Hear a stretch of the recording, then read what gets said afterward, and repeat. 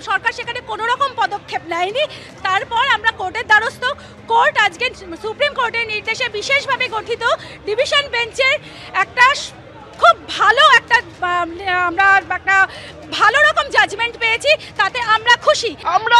আমরা এমন হয়েছে 29 দিনে ধরে রাস্তায় শুয়েছি, এমনও দিন গেছে আমাদের। যারা টাকা দিয়েছে তারা আগে র্যাঙ্ক করেছে, তারা পঞ্চমে কি করে পায়? আমরা যারা গান্ধী মূর্তির পাদদেশে নবম দশম একাদশ দ্বাদশের মেধা তালিকায় যারা দীর্ঘদিন ধরে বঞ্চিত হয়ে রাস্তায় পড়েছিলাম, তাদের আজ ন্যায় অধিকার ফিরে পাবো, এর পরবর্তীতে এই আশা রাখছি। সত্যের জয় হয়েছে এবং যারা দুর্নীতি করে চাকরি পেয়েছিল অবশ্যই তারা শাস্তি তাদের তো হওয়াটাই কাম্য, কারণ লক্ষ লক্ষ টাকার বিনিময়ে যারা চাকরি দিয়েছিল তারাও যেমন অপরাধী, যারা নিয়েছে তারাও অপরাধী। কিন্তু একদিক থেকে তাদের জন্য কিন্তু আজকে আমাদের জীবনে এই 8টি বছর চলে গেছে। 9, 10, 11, 12 যখন কোনো একটা মীমাংসা হয়েছে, তো আমাদেরও নিবেদন রয়েছে সরকার তথা কমিশনের কাছে যে আমাদের বিষয়টাকে ওনারা অন্তত মানবিক দৃষ্টিভঙ্গি দিয়ে হলেও দেখুক। যে সমস্ত চাকরি প্রার্থীদের যারা পেয়েছে প্যানেল ক্যান্সেল করেছে কোর্ট, আমরা তাকে সাধুবাদ জানাই। অন্তত 100 ভিতরে একজনও তো যে যোগ্য, আজকে কিন্তু সেই অন্যের পাপের ফল আজকে তাকে বহন করে বেরোতে হচ্ছে। নিয়োগ দুর্নীতির পুরো দায়ে জেলবন্দি পার্থ চট্টোপাধ্যায়ের ঘাড়েই ঠেললেন কুণাল ঘোষ।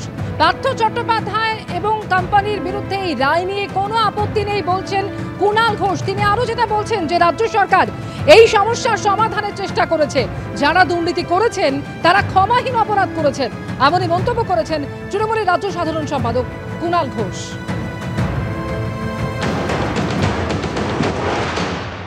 যেভাবে কিছু ব্যক্তি এই গোটা ইস্যুটার জন্য দায়ী, এটাকে সলভ করার চেষ্টা করেছে রাজ্য সরকার, মুখ্যমন্ত্রী, অভিষেক, ব্রাত্য বসু, এসএসসি সবাই করা হয়েছে আন্দোলনকারীদের সঙ্গে মিলেমিশে।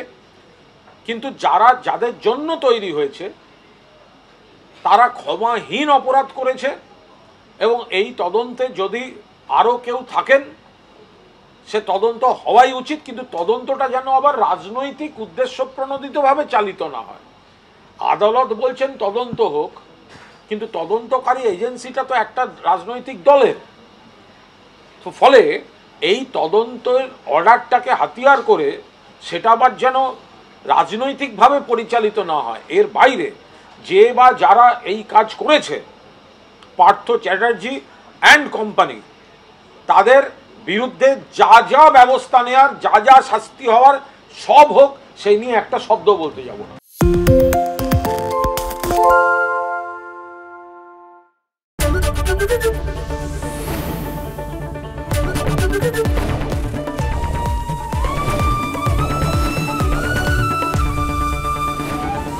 এবিপি আনন্দ এগিয়ে থাকে, এগিয়ে রাখে।